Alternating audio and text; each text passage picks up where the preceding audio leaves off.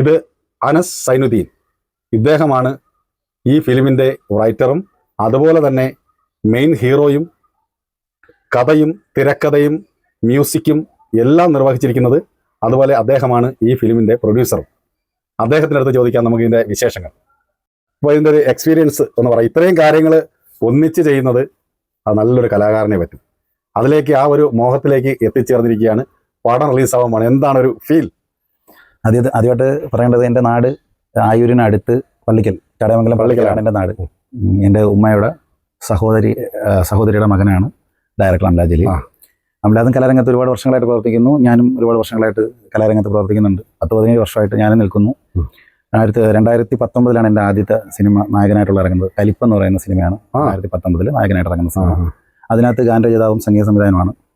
ഈ പടത്തിലെ ഗാനരചന, സംഗീതം, തിരക്കഥ എല്ലാം, അതേപോലെ നായകനും കാര്യങ്ങൾ ഞാൻ ചെയ്തത് സാഹചര്യം കൊണ്ടാണ്. ആക്ച്വലി നമ്മൾ ഒരു ബഡ്ജറ്റാണല്ലോ ഒരു സിനിമയ്ക്ക് ഏറ്റവും വലിയൊരു പ്രധാന ഇഷ്യൂ. നമ്മൾക്ക് ഒരുപാട് ഡോർ നോക്ക് ചെയ്തിട്ടുള്ള ഒരുപാട് കലാകാരമാണ് ഇപ്പോൾ വന്ന് നിങ്ങൾ പരിചയപ്പെട്ട എല്ലാവരും.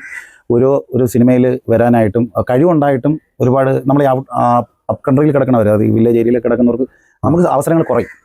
ഇവർക്കും ഇതേപോലെ തന്നെയാണ്. ഇവർ ഒരുപാട് വിവേകാനന്ദ സാറായാലും ഇപ്പം ഇതിന് ഓരോരുത്തരും ഞാൻ പേരെടുത്ത് പറയുന്നില്ല, ഓരോരുത്തരും വലിയ വലിയ കലാകാരന്മാരാണ്. പക്ഷേ അംഗീകരിക്കപ്പെടാതെ കിട്ടാതെ പോകുന്ന അവസരങ്ങൾ കിട്ടാതെ പോകുന്നതാണ് ഏറ്റവും വലിയ പ്രശ്നം. അപ്പോൾ ഞാൻ ഇതിലേക്ക് വരുന്നത്, ഈ ഫിലിമിലേക്ക് വരുന്നതെന്ന് പറയുമ്പോഴത്തേക്ക് RDX എന്ന് പറയുന്നൊരു ഷോർട്ട് ഫിലിം അംലാദിൻ്റെ സുഹൃത്തായ അനീഷ് പൊന്നപ്പൻ RDX എന്ന് പറയുന്നൊരു ഷോർട്ട് ഫിലിം ചെയ്തു. RDX എന്ന് പറയുന്ന ഷോർട്ട് ഫിലിം ചെയ്തപ്പോൾ അതിനകത്ത് എന്നെ ഹീറോ ആയിട്ട് കാസ്റ്റ് ചെയ്തു. ഞാനപ്പോൾ ഈ പടം സിനിമ ചെയ്തിട്ട് നിൽക്കുകയാണ്.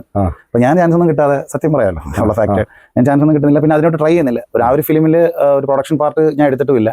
പിന്നെ എനിക്ക് അതിനകത്തൊരു എക്സ്പോഷർ കിട്ടിയതുമില്ല. ഫിലിം നന്നായില്ല എന്ന് പറയുന്നില്ല, ഫിലിം അത് ഉദ്ദേശിച്ച ഒരു എക്സ്റ്റെൻഡ് വരെ എത്തിയില്ല. അതും തിയേറ്റർ റിലീസായിരുന്നു ആ പടം. അങ്ങനെ RDX ഷോർട്ട് ഫിലിമിൻ്റെ ഷൂട്ട് ലൊക്കേഷനിൽ നിന്നാണ് എനിക്ക് ഈ ഒരു ക്രൂവിനെ കൂടുതൽ ഞാൻ എടുക്കുന്നത്. അതിന് മുന്നേ എനിക്ക് വിവേകാനന്ദ സാറിനൊക്കെ അറിയാം. ഇവർ ത്രികോണം ചെയ്യുന്ന സമയം തൊട്ട് അംലാൻ്റെ സുഹൃത്തുക്കളായിട്ട് അറിയാം. അങ്ങോട്ടും ഇങ്ങോട്ടും സാറിൻ്റെ പല ഹെൽപ്പുകൾ ഞാൻ എൻ്റെ ആവശ്യങ്ങൾക്ക് എടുത്തിട്ടുണ്ട്, ഷൂട്ട് സംബന്ധമായ കാര്യങ്ങൾക്ക്. എന്നാലും ഈ ഭാവ് മൂവീസ്, വിവേകാനന്ദ സാറിൻ്റെ ഭാവ് മൂവീസായിട്ട് റിലേറ്റ് ചെയ്ത് നിന്നിട്ടുണ്ടെന്നല്ലാതെ നമ്മൾ പിന്നെ ഇപ്പോഴാണ് ഏറ്റവും കൂടുതൽ അടുക്കുന്നത്. ഞങ്ങളൊരു പ്ലാൻ നമ്മൾ ചെയ്യുന്ന ഒരു ചെറിയൊരു ഷോർട്ട് ഫിലിം ചെയ്യാം എന്നുള്ള പ്ലാനിൽ തുടങ്ങി. അതിലേക്കൊരു പാട്ട് വന്നു. അങ്ങനെ കുറച്ച് പ്ലാനിങ്ങുകൾ ഏതാണ്ട് ഒരു വർഷത്തോളം പ്ലാനിങ്ങിൻ്റെ ഒടുവിൽ നമ്മൾ വിചാരിച്ചു ഷോർട്ട് ഫിലിം വേണ്ട, നമുക്കൊരു സിനിമ ചെയ്യാം. അത് സിനിമയിലേക്ക് എൻ്റെ ചർച്ച. അപ്പം ഇപ്പോൾ ഇത്രയും ആർട്ടിസ്റ്റുകളെ കോർഡിനേറ്റ് ചെയ്യണം. നമ്മുടെ സിനിമ ഒരു ഓവർ ബഡ്ജറ്റ് ആവാൻ പാടില്ല, എന്നാലും വലിയ ഫിലിമിനോട് കോമ്പറ്റീറ്റ് ചെയ്ത് നിൽക്കണം. അതുകൊണ്ട് തന്നെ കണ്ടന്റ് വളരെ റിച്ച് ആയിരിക്കണം എന്ന് നമുക്ക് നിർബന്ധമുണ്ടായിരുന്നു. അപ്പോൾ അങ്ങനെ ഉണ്ടായ ഒരു ചർച്ചയിൽ നിന്നും, അങ്ങനെ ഉണ്ടായ ഒരു തീരുമാനത്തിൽ നിന്നാണ് നമ്മൾ ഈ ഫിലിം കരിമ്പടം എന്ന് പറഞ്ഞൊരു ഫിലിമിലേക്ക് എത്തുന്നത്. ഈ ഫിലിമിൽ എടുത്തു പറയത്തക്ക കാര്യങ്ങൾ വേറെയുമുണ്ട്. കരിമ്പടം ഫിലിമിൽ എത്തുന്നപ്പോഴത്തേക്ക് ഇതൊരു ഡാർക്ക് ജേണർ നമ്മൾ സെലക്ട് ചെയ്തു. ഡാർക്ക് ജേണറിൽ നമുക്ക് ഇത്രയും ആർട്ടിസ്റ്റുകൾ നമുക്ക് കോർഡിനേറ്റ് ചെയ്യാൻ പറ്റും.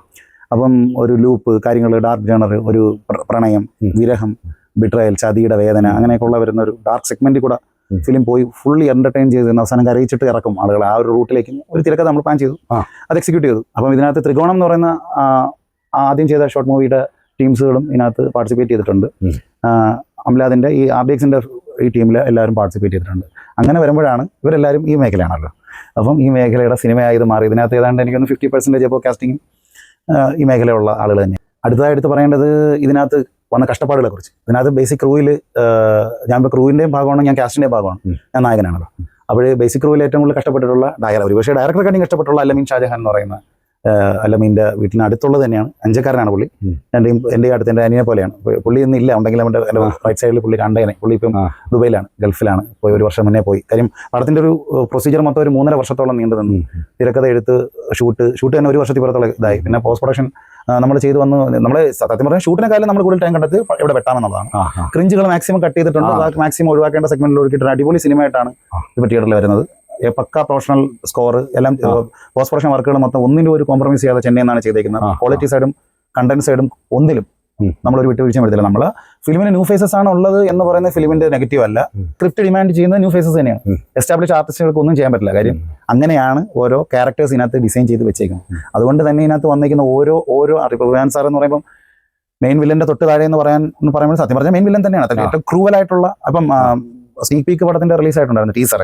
ടീസറിൽ വിവേകാനന്ദ സാറിന്റെ ക്യാരക്ടർ എന്റെ ക്യാരക്ടർ മാത്രമേ ഉള്ളൂ ഇറക്കിയത്. അപ്പൊ അത്രയും ഇമ്പോർട്ടൻസ് അതാണ് ഞാൻ പറഞ്ഞത്. അപ്പോൾ ഓരോ ക്യാരക്ടേഴ്സും ഒന്നിനൊന്നും ഇമ്പോർട്ടൻസ് ആണ് ഉള്ള രീതിയിലാണ് തിരക്കഥ അത് കോർഡിനേറ്റ് ചെയ്തേക്കുന്നത്. പിന്നെ മേക്കിങ്ങും അതനുസരിച്ച് വന്നു. ക്യാമറമാൻ നല്ല, അതേപോലെ ഉണ്ണിക്കല ആയുർവേദ, ഈ പറഞ്ഞ ആർട്ട്, മേക്കപ്പ് കാര്യങ്ങളെല്ലാം പുള്ളിയുടെ ഏറ്റവും വലിയൊരു കഴിവായിട്ട് ഫീൽ ചെയ്ത സമയം ഈ സ്പെഷ്യൽ എഫക്ട്സ് ബ്ലഡ് ഫിലിമിൽ ഒരുപാട് ബ്ലഡ് സീക്വൻസ് മറ്റു കാര്യങ്ങളൊക്കെ ഉണ്ടായിരുന്നു. അപ്പോൾ ഉണ്ണിച്ചേട്ടനാണ് അതിൻ്റെ വലിയ കോർഡിനേറ്റ് ചെയ്ത് എല്ലാ കാര്യങ്ങളും സംഭവം ചെയ്തേക്കുന്നത്. അതിന് നല്ല റിസൾട്ടും വന്നിട്ടുണ്ട് എല്ലാവരും. പിന്നെ ഒരുപാട് സീക്വൻസുകൾ പടത്തിൽ നിന്ന് ഡിലീറ്റ് ചെയ്ത് കളയേണ്ടി വന്നിട്ടുണ്ട്.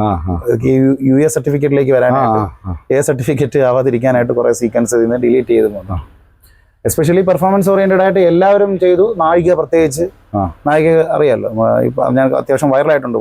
പറഞ്ഞ കണക്ക് അഴീക്കലുള്ള ഒരു കുട്ടിയാണ്, തീർത്ഥ ഹരിദേവ് എന്ന് പറയുന്ന ഒരു കുട്ടിയാണ് നായിക വേഷം ചെയ്തേക്കുന്നത്. അത്യാവശ്യം പുള്ളിക്കാരിയുടെ ഓരോ വീഡിയോസും മറ്റു കാര്യങ്ങളൊക്കെ വൈറലാണ്. എല്ലാ ആശംസകളും അബീസ് മീഡിയയുടെയും ഞങ്ങളുടെ നാട്ടുകാരുടെയും അതെ എല്ലാവരുടെയും എല്ലാ ആശംസകളും ഈ കരിമ്പടം എന്ന ഈ ഫിലിമിനും അതിൻ്റെ ഇതിൽ വർക്ക് ചെയ്ത എല്ലാവർക്കും, ഇതിൻ്റെ ഡയറക്ടറിനും അതേപോലെ പ്രൊഡ്യൂസർ ബാക്കി എല്ലാവർക്കും എല്ലാ ആശംസകളും നേരുന്നു.